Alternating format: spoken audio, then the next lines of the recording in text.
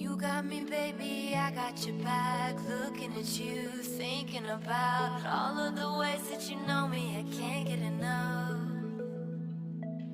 We got the future, burning the past, good and the bad, making it last. We are what I want and I want what I already got.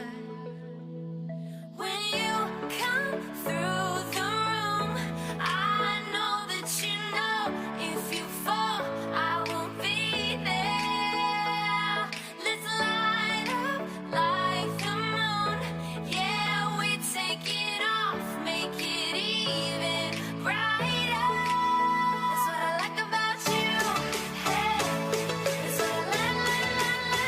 Tell me what you gonna do. You know that I want you, want you. You know that. That's what I like about you. Hey, that's what I like. Perkenalkan, nama saya Argo Utama, NIM 119210082, TPB 13, Prodi Teknik Sipil, Institut Teknologi Sumatera. Perkenalkan, nama saya Aulia Zara, NIM 119210058, Program Studi Teknik Sipil, TPB 13, Institut Teknologi Sumatera. Halo, saya Arya Idris Baskoro, NIM 119100078 dari TPB 13, Prodi Teknik Sipil, Institut Teknologi Sumatera. Assalamualaikum warahmatullahi wabarakatuh. Perkenalkan, nama saya Rofi Taufiq Rohmi, NIM 119400051 dari Prodi Teknik Telekomunikasi TPB 13. Perkenalkan, nama saya Batu Rezeki dari TPB 13 dengan NIM 119210055, Prodi Teknik Sipil.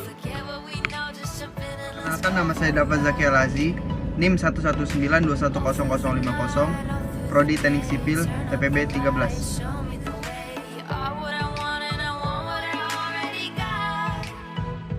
Ketika senter dikosong, maka akan terjadi perubahan flux yang disebabkan oleh perbedaan garis gaya magnet yang menembus bidang kumparan. Nah, perubahan flux ini akan menimbulkan beda potensial antara kedua ujung kumparan. Otomatis, terdapat arus induksi pada kumparan tersebut. Arus induksi pada kumparan tersebut dituliskan menjadi roda yang berfungsi untuk mengarahkan arus dari arus AC menjadi arus DC. Setelah arus DC arahkan, maka arus tersebut diteruskan menuju kapasitor untuk menyimpan muatan listrik yang didapat dari arus tersebut. Muatan listrik yang tersimpan dalam kapasitor tersebut akan dikontrol oleh saklar sebelum dialirkan ke beban atau lampu LED. Yang terakhir, tekan saklar untuk menghidupkan lampu LED.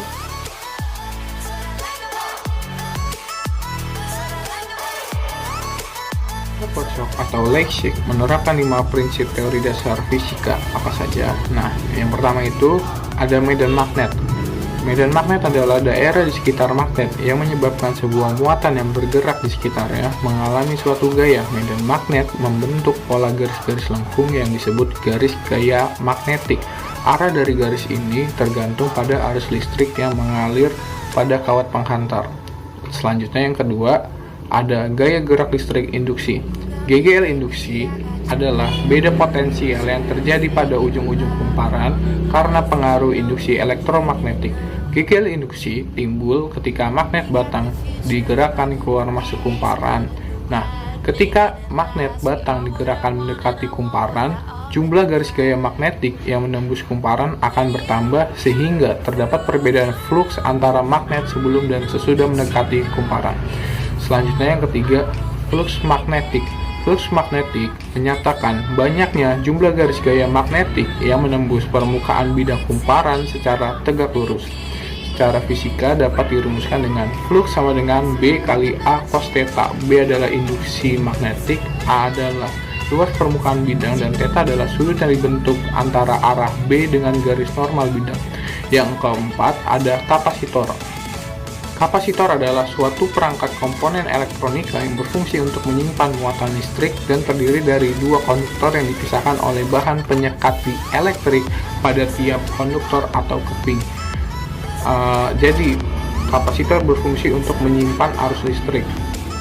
Arus listrik dihasilkan oleh medan magnet dan arus listrik disesuaikan dengan banyaknya jumlah lilitan dan jumlah arus listrik yang dihasilkan akan disimpan di kapasitor. Lalu selanjutnya ada kapasitansi. Kapasitansi adalah kemampuan suatu benda atau sistem benda untuk menyimpan muatan listrik. Nah, secara fisika dapat dirumuskan C sama dengan Q per V. C itu adalah kapasitansi, dan Q adalah muatan listrik, dan V adalah tegangan.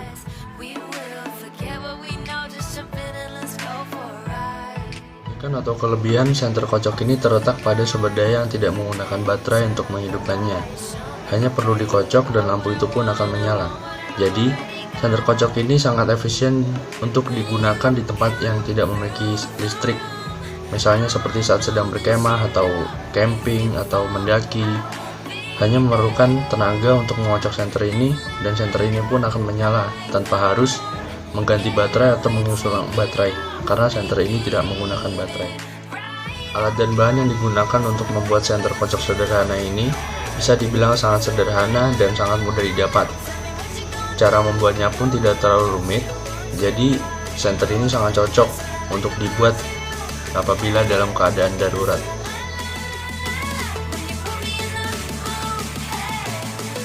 Kekurangan airbel kami ini kalau misalkan pakai magnet yang kecil perlu butuh waktu yang lama untuk menimbulkan gegel induksi, sehingga memerlukan magnet yang besar untuk menimbulkan gegel induksi supaya menimbulkan lampu yang menyala.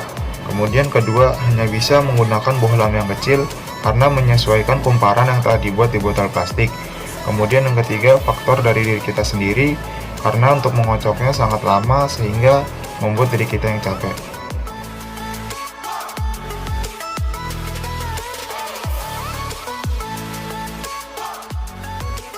Dari kekurangan yang ada, kelompok saya menyarankan untuk menambahkan beberapa aspek dari alat ini.